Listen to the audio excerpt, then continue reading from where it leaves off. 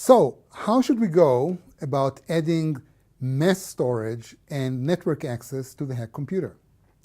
Well, we can start by assuming that we already have devices like a hard disk and some network interface card, built up and sitting on the shelf. And now we have to take these devices and somehow integrate them into our computer architecture. How can we possibly do it? Well, instead of using physical devices, we can realize simple versions of these devices as built-in chips that can be added to our hardware simulator. And how to do this is something that I'm going to discuss separately later in this unit. So for now, let us assume that we have a built-in disk-on-chip, like flash memory unit, that is capable of storing lots of bits persistently. What can we do with this new capability? Well, one thing which is natural to do is to use this new disk for saving and loading hack programs. And as usual, any such change, any such new capability and modification requires modifying several different layers in the overall architecture. First, we must tinker with hack hardware and allow programs to reside in a writable memory space rather than in the read-only ROM as we do now. Second, we'll have to specify a simple file system and develop an operating system class that realizes abstractions like loading a file and storing a file, using this new disk device. Now, at this point, it will make sense to also introduce some sort of a command shell or a terminal window that will enable users to access and manipulate their files. So as you see, as usual, one thing leads to another. Now, what about connecting the hack computer to the internet? This should be cool, but how can we possibly do it? Well, once again, like we did with the disk, let us assume that we have available to us a built-in network interface chip, and we can, integrate this chip into our hardware simulator. Now, this chip should be designed to interact with the hack hardware from one end and with some socket on your actual PC. And this is actually quite similar to the way the currently implemented keyboard chip operates, and because it interacts with the actual physical keyboard on your PC. So that's what we need also from the interface card. We need it to be able to handle a stream of bits, coming from the internet instead of from your keyboard. And so in order to manage this new device, we'll have to write a new operating system class that knows how to move bits from one place to another using some standard communications protocol. Once we have these capabilities in place, we could develop all sorts of jack programs that talk with this chip and provide a gateway to the internet. For example, it would be quite cool to use a jack to develop a simple web browser based on HTTP.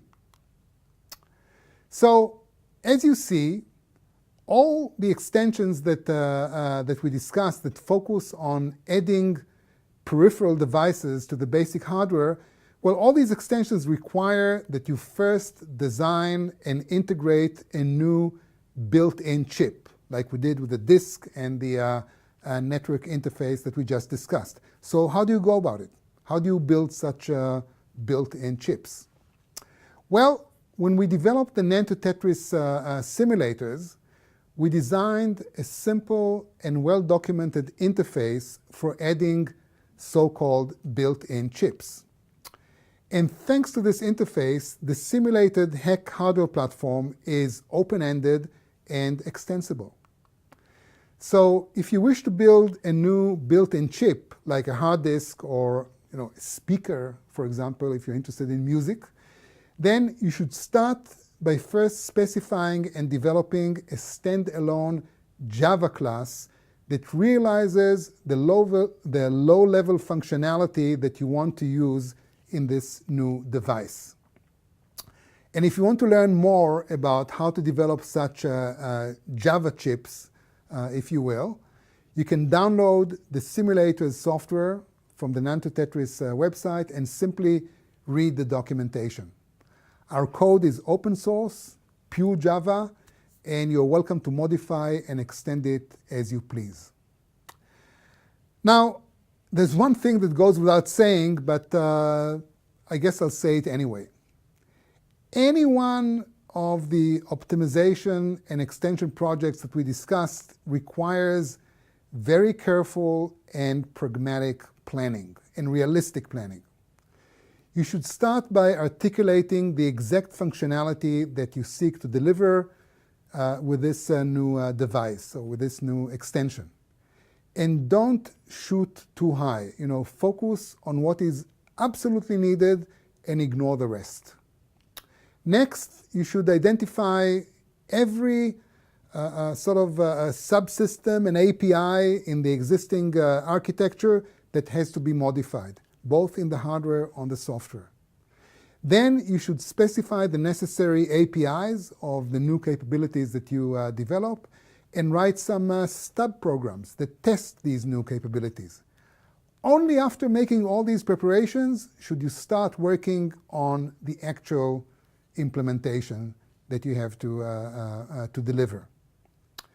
And needless to say, but I'll say it anyway, before implementing some reduced versions of mass storage or network interface or any other device that tickles your fancy, you must first read about these things in the internet and then once again settle on the minimum subset of capabilities that you absolutely need for your project. Otherwise you'll get lost. And so in closing, I'd like to say something about sharing. If you come up with a cool project and if you want to share it with other learners, we'll be glad if you'll let us know about it. You don't necessarily have to share everything with the rest of the world.